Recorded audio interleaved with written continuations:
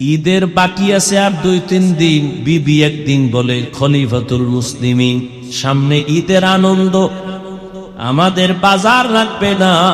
সন্তানদের জন্য কিছু কাপড় কিনা প্রয়োজন। বলে, আমার কাছে টাকা নাই। ওমর বলে, আমি পোশাক কিনবো কিভাবে, টাকা নাই।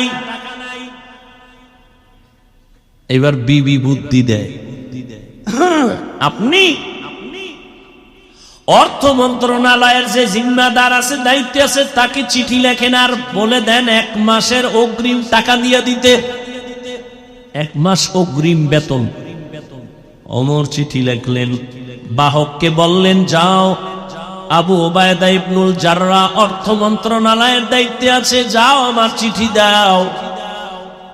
বাহক চিঠি নিয়ে যখন আবু ওবায়দার কাছে চলে গেলেন, আবু ওবায়দা চিঠি দেইখা হাউ মাউ করে কান্না শুরু করলেন। দেখছেন নি কারবার, হারকে দারাত খৌফে হক দার দিল মাদাম, জান্নাতুল মাওয়া দেহাত হো রামাকাম। আবু ওবায়দা কান্না করে উল্টা আরেকটা চিঠি লিখলেন ওমরের কাছে,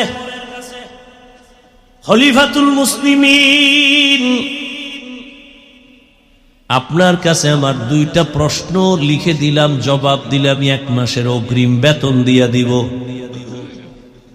আপনি অর্ডার দিলে তো সব দিয়া দেওয়া উচিত, কিন্তু যেহেতু আল্লাহকে ভয় করি, সে কারণে চিঠি লেখলাম উল্টা 2 প্রশ্নের জবাব দিবেন, 1 মাসের অগ্রিম দিয়ে দিন।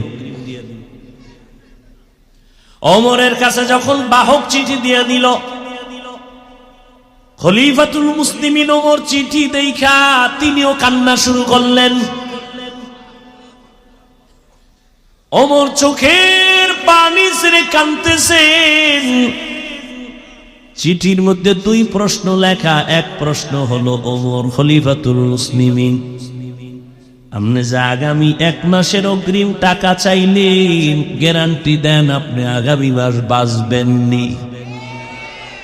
মৌত কাসিন কুল্লু নাসিন শারেবু, কবরু বাইতিন কুল্লু নাসিন দাখিলু। ওমরের অন্তরে চোট লেগে গেল।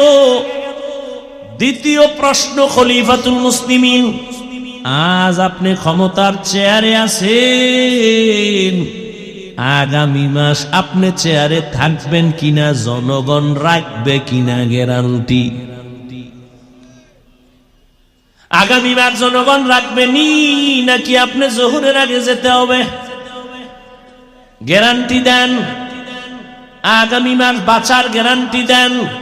ওমর চোখের পানি ছেড়ে দোয়া করে, হে মালিক, আমার আবু ওবায়দারে তুমি কবুল করে নাও।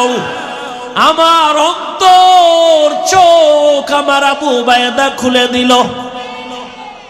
হারকে দারাত খৌফে হক দার দিল মাদাম, জান্নাতুল